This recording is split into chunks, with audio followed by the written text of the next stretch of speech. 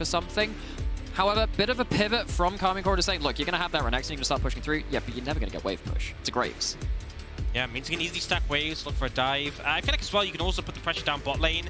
The set as well, if you're trying to dive bot, is a trickier champion to dive. But yes. I feel like if you bring enough members from K-Corp, you can just play through the side lanes. It's kind of similar to what we saw in that previous game. Not as extreme. I think Rise Volibear are just so excellent at the dive in the side lanes. But TF, Jarvan, it's a similar goal in this one. That's literally it. We talked about the mid-jungle and we saw, about 13, 14 minutes into that game, the kill participation between the two of them was absurdly large, and it does feel like this is going to roughly come out to the same thing. I will say, Rise probably a little bit better once he gets ahead than the Twisted Fate. Twisted Fate, of course, will have that 2-item spike, but definitely not easier to kill if you catch him off. I was going to say, on the kill participation, it wasn't just kill participation, it was 100%. It's actually more about the rest of Karmine Corp having Seiken participation at that point. Everything was conducted around that. The TF, very early into the game, can also make similar plays.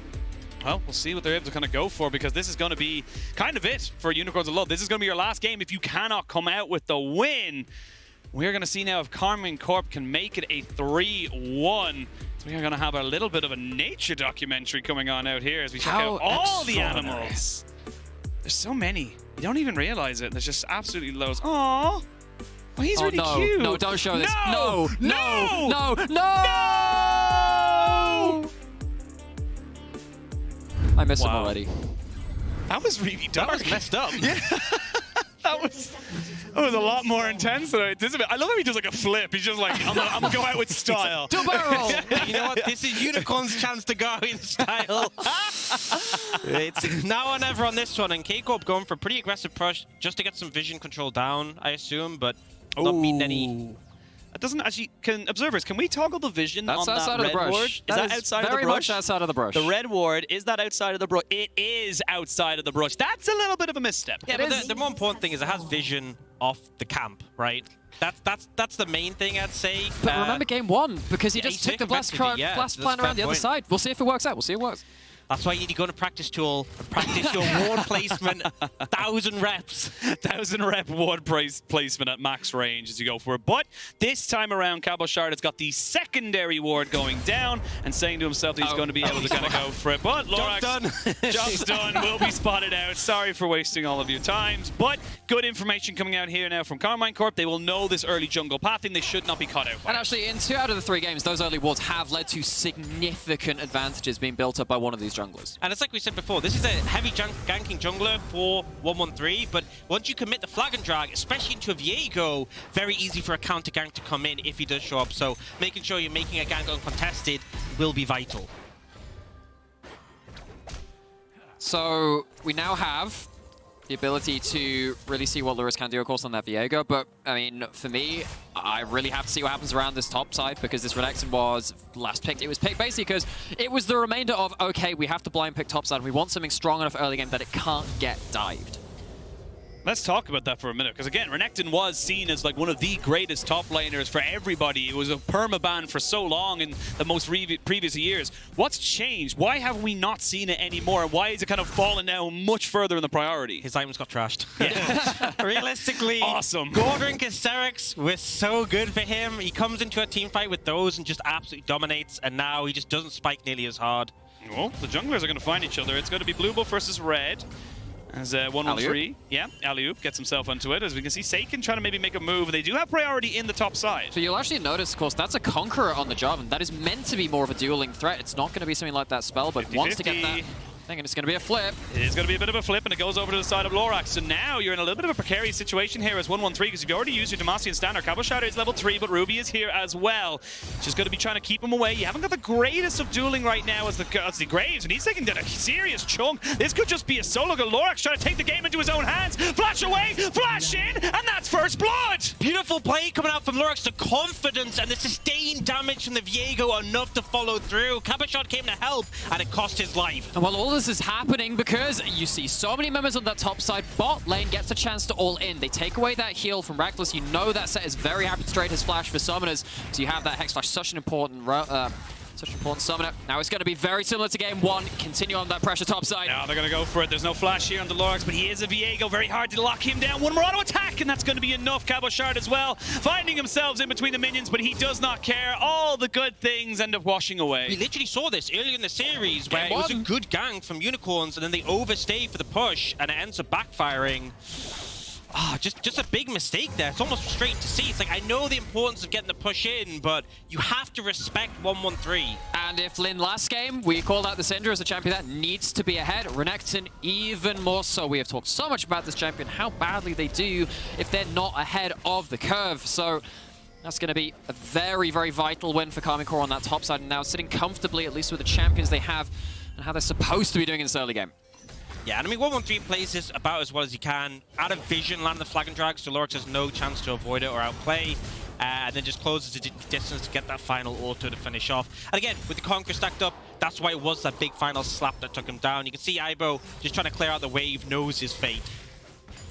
Now we get to look at Cabochard's sword shop as he picks himself up. So a nice little thing. Long swords are the key. I love itemization in League of Legends. Do you want a long sword? You want 2, 3? Yeah. Is this Graves or is this Talon? He always used to love building those. I think any real assassin kind of it's like when you're an assassin or anyone who builds lethality, it's like Caulfield's Warhammer or Serrated Dirk or both. I remember back in the day where you had to build like at least like a BF sword or a pickaxe something, and then you just had occasional champions who'd be like, I build a Brutalizer as back in the day. I can build all the long swords I want, and maybe you wish you had a couple more on Viego. Yeah, we're going to see Flash in with the gold card, trying to get onto Lorax, and he will fall. Now you have 3 people up in this top lane. You have no Ari to try and do this. As Ibo trying to see if he can just bait someone in again. Very difficult to actually gank this guy, but with this point-and-click CC, it becomes an awful lot easier. Mission failed. We've had been dove in topside. Mission failed. Oh no, the cleanse and the flash has to be used here by Reptile, but here comes Dreamer Ace to try and maybe turn this one around. Not really the greatest of trades here for the side of Unicorns of Love, and they need to try and figure out what's going on. They're getting a bit too scrappy. They're just fumbling. Reptile, Arcane chips in, has to flash out again in the top lane. I have to say, it's great play from K-Corp. This is what we want to see from this Jarvan TF, the CC layering, and then Ibo pays for the sins of Lorax there. So now you're at a point where, again, it seems like the whole series we've had to talk about this early game, and Karmine Corp had maybe a couple of stumbles in earlier games. Last game obviously was not the case in that, and Unicorns are really, really struggling to stabilize. They're going to try and make this one work. Rekkkles will get hit by the face breaker, but I don't think he's in really any much trouble. Honestly, he can turn this because they have the Destiny Gate. The TF can join the fight. The global pressure is here to stay, and oh my days.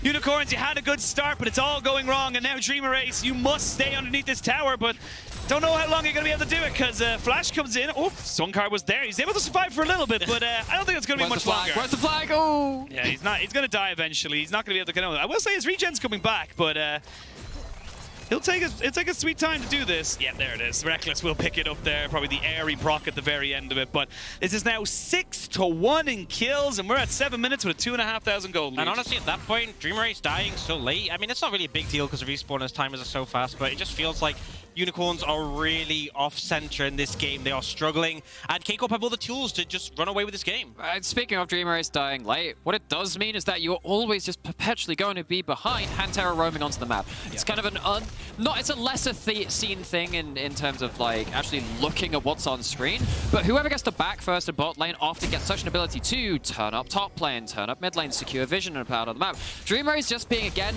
just put down in that 2v2 means he just can't get into the right position to really try and wrangle back this early game, which they're struggling to find any foothold in.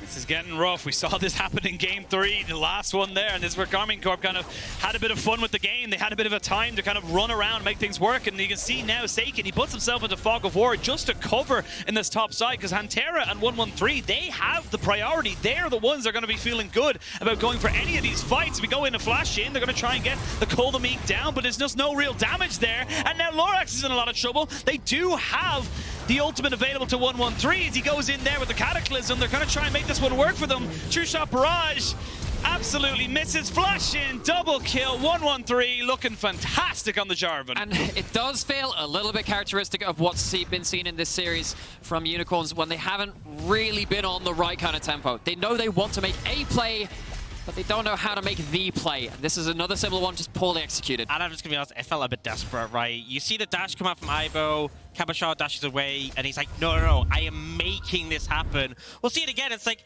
doesn't manage to connect onto him, and he's like, I am determined to make this play, but there's no way they're going to get onto him. He has ultimate available to dash out, Lurik's still level 5, and then the squad are there to punish. And Lurik's actually walks into the entire combo while he's charging up his Spectral War. He's just sat there, like, yeah, I can get on it. Oh, wait, hang on. That's a lot of damage heading his way. And 113 gets to clear up, just absolutely clean up. And when your lanes are this stable after the first couple of clears, when Grace gets to push in, 113 has the option to keep doing that. And we look at the Amazon EU Masters as a whole, it's why we had such... The LFL are so scary. It's such a hugely popular region, and for a reason as well, because we look at some of these teams and it's just... You know, Vitality B, LDLC, we got Karmine Corp. These guys are just so scary to go against that it is going to be an uphill battle. You're regional pride or not, as you can see now, flash forward, they're going to try and make this one work, but the minions are in the way, so the charm is not going to land. Seiken should be able to get out with his life, and then they can lock in another gold card, and oh my god, Nightmara! Do I have to watch? You do, you have to. You need not follow, but you must witness, and Lurik's going to have that force away from two. It is, again, as Orc said, it just seems desperate. Just seems like they're not quite sure on how they want to execute on the areas of the map they commit to. I feel like last game, there was a charm to it. They're still giving their all despite being behind. Ironic, considering Ruby's champion. So overforced. It feels like they're really... They're not really thinking too much about the windows. They're just trying to... They see champion, they're trying to kill champion, and they're so far behind, it's rough. And, I mean, this top jungle, 0-3-0 on a Renekton, 1-4 on a Viego. They're just never going to be... I mean, the Viego at least will be able to steal away champs if they get a kill. There's that aspect to it. But a Renekton will never be relevant this game. So, the point which I normally talk about Renekton is actually around First Herald. First Herald is where you kind of peak as a champion because, as you said, you don't have the same 2 hyper spikes anymore. This is now the last point you're going to be relevant. You're already getting run around by this Graves. You don't have a flash. And Karmine Corp, if they don't commit to this fight, what's the value you're going to get out of this champion? We're already fallen behind so hilariously far in this meant to be topside dominant champion. It's just not worked out.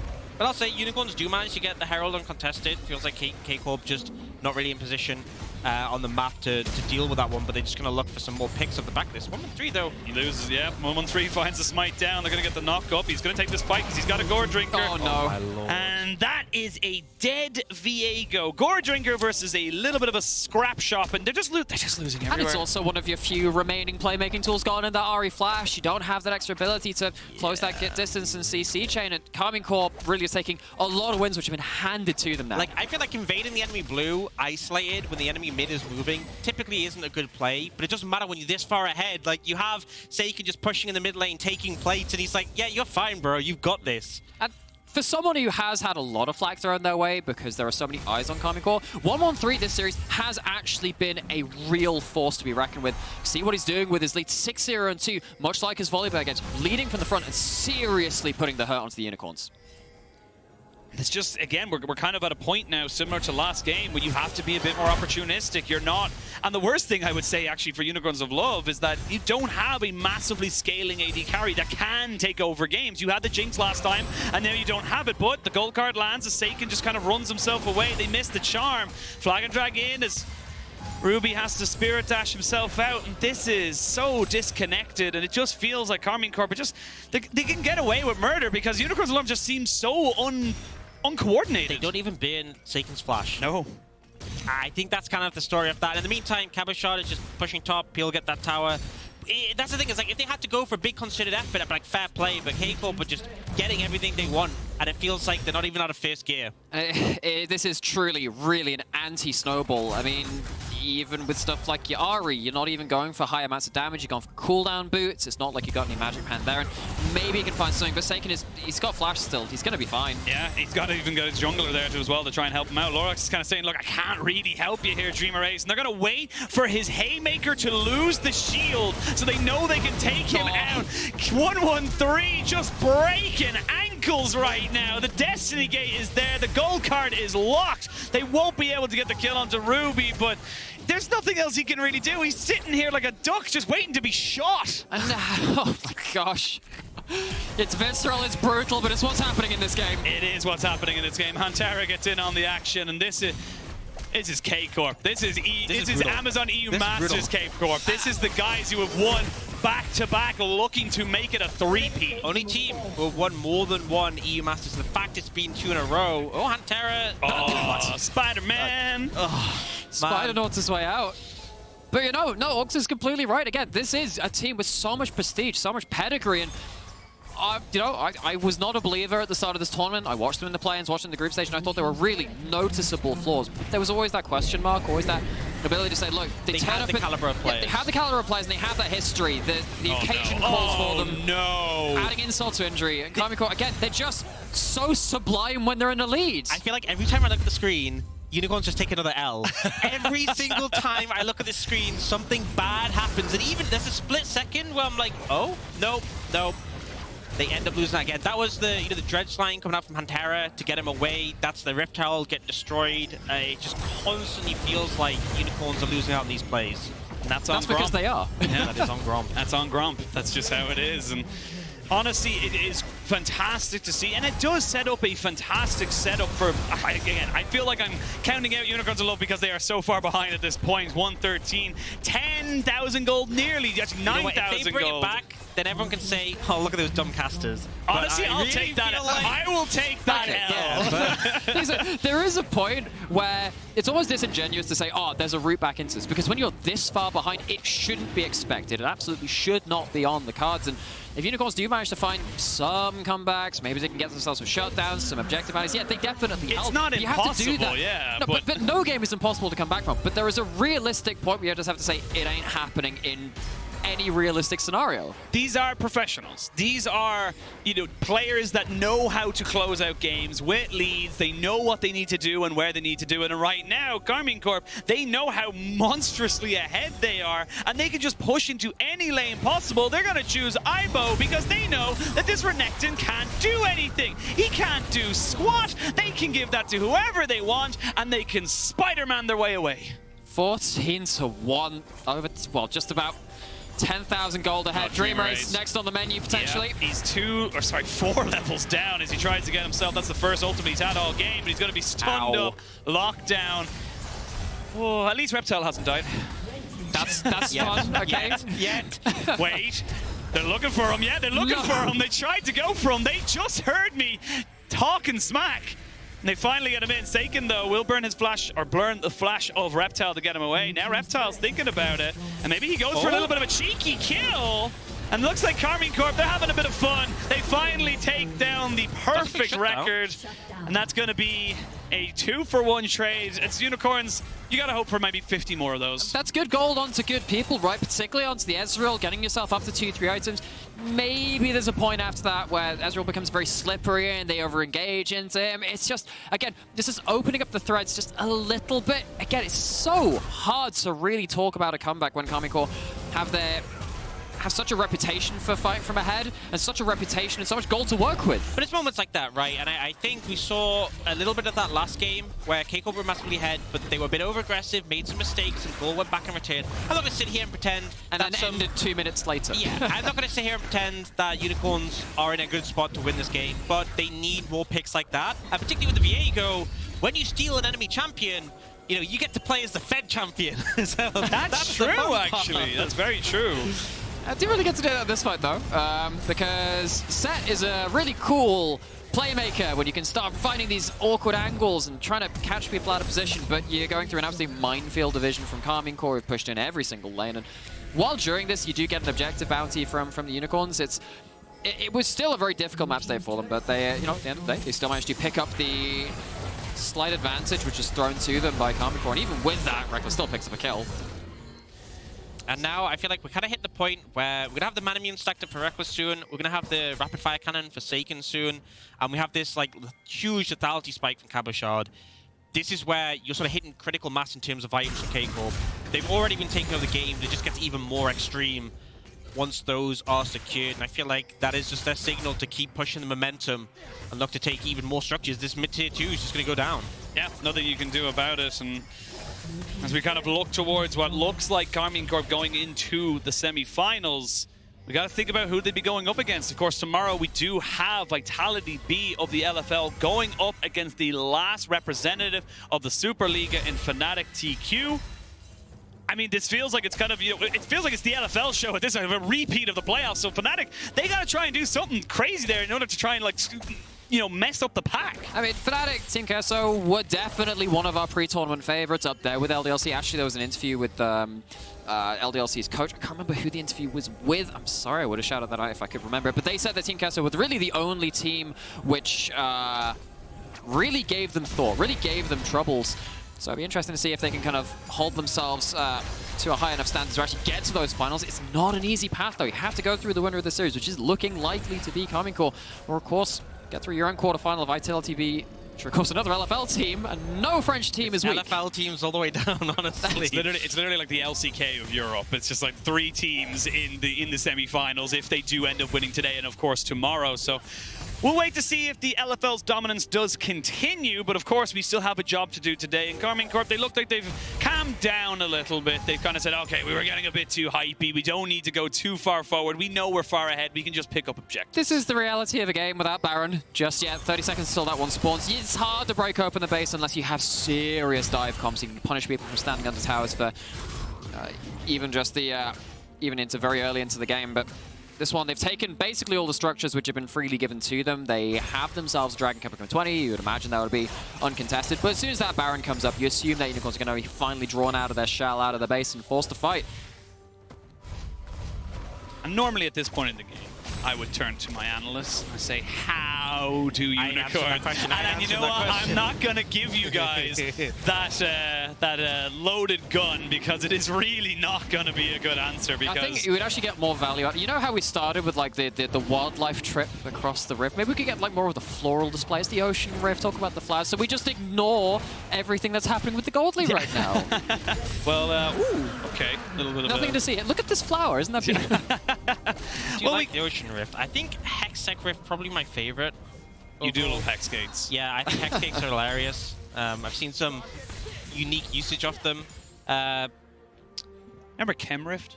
So to say, I lived in London for a while. That one reminded me of home. I didn't. Oh, wow. That says a lot about your home. But yeah, I think we talked about this a while ago. It was just really funny to me seeing a Hex Rift be so universally loved and Chem Rift be so universally hated.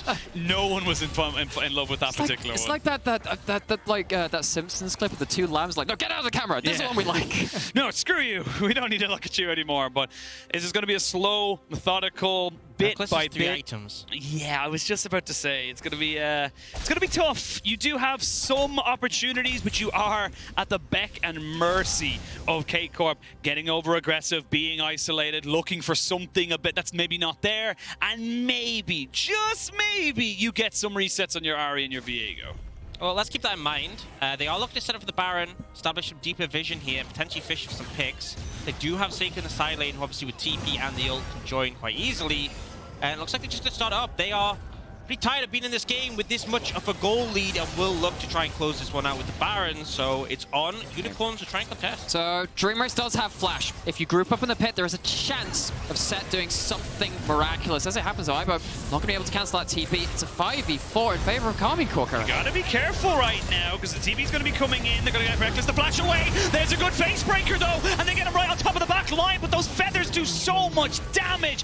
It was a valiant effort, but you're just too far behind. There's nothing to be done. Karmine Corp will wipe up these kills, and honestly, what else are you going to try and do? We will see a good charm here onto Cabo Shard as they try and burst down onto him. He's actually taken very low, and a massive shutdown goes over. Seiken gets the stun card down. 113 rejoins the fight. They flash in to get the charm. Triple kill for Ibo. It's better late than never, Ox. I mean, I feel like Rekkles forgot there was a fight going on. He just left to go farm mid and then Raptors while the fight was still going, and he lets Ibo get this huge triple. We were talking about, I felt like there was no hope.